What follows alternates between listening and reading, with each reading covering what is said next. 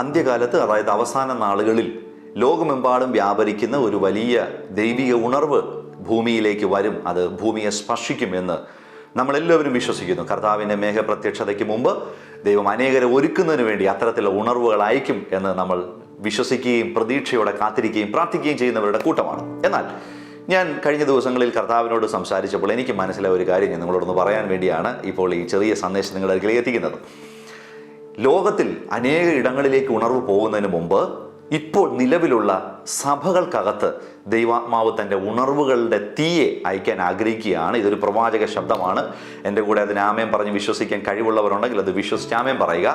നിങ്ങളൊരു സഭ നടത്തുന്ന പാസ്റ്ററാണെങ്കിൽ, അല്ല നിങ്ങളൊരു ചെറിയ കൂട്ടത്തിനുള്ളിൽ പെടുന്ന ഒരു വ്യക്തിയാണെങ്കിലും നിങ്ങൾ പ്രാർത്ഥിക്കുക. നിങ്ങൾ പോകുന്ന കൂട്ടത്തിനകത്ത് പരിശുദ്ധാത്മാവിൻ്റെ പൂർണ്ണ സ്വാതന്ത്ര്യവും സമ്പൂർണമായ ആധിപത്യവും ഉറപ്പുവരുത്തുകയാണെങ്കിൽ അതിനകത്ത് ദൈവം ആദ്യം ചെയ്യുന്നത് സഭകളെ ഉണർത്തുകയാണ്.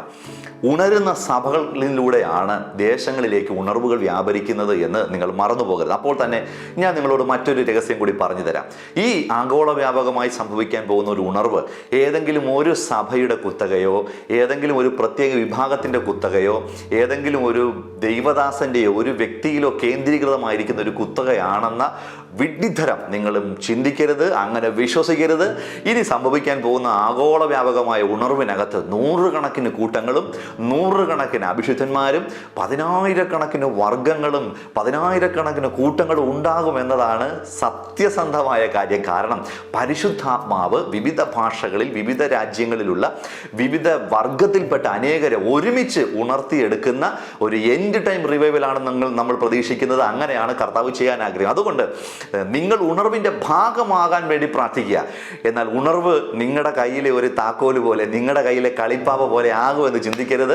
ഇത് ഹോളി സ്പിരിറ്റ് റിവൈവലാണ്. പരിശുദ്ധാത്മാവ് നേരിട്ട് ഈ ഭൂമിയെ കർത്താവിൻ്റെ വരവിന് മുമ്പ് ഒരുക്കുന്ന ശുശ്രൂഷകളാണ്. പ്രത്യേകിച്ച് പറഞ്ഞ 2 കാര്യങ്ങൾ മറന്നു പോകരുത്. സഭകളെ കർത്താവ് ഈ ദിവസങ്ങളിൽ ഉണർത്താൻ ആഗ്രഹിക്കുകയാണ്. അഭിഷിക്തന്മാർ ശക്തമായി പ്രാർത്ഥിക്കുകയും വിശ്വാസികൾ ശക്തമായി ഉണരുകയും ചെയ്യുക.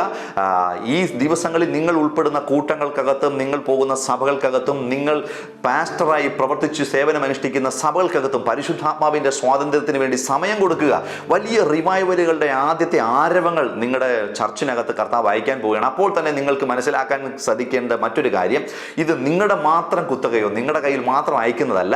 ലോകമെമ്പാടും അനേക ഇടങ്ങളിലേക്ക് ഒരുപോലെ ദൈവാത്മാവ് എൻഡ് ടൈം റിവൈവൽ അയക്കുന്നതിൻ്റെ സൂചനകൾ നമുക്ക് ലഭിച്ചിട്ടുണ്ട്. അതുകൊണ്ട് ഉണർന്നും പ്രവർത്തിച്ചും ശക്തിയോടും ഉത്സാഹത്തോടും കൂടി പ്രാർത്ഥിക്കുക.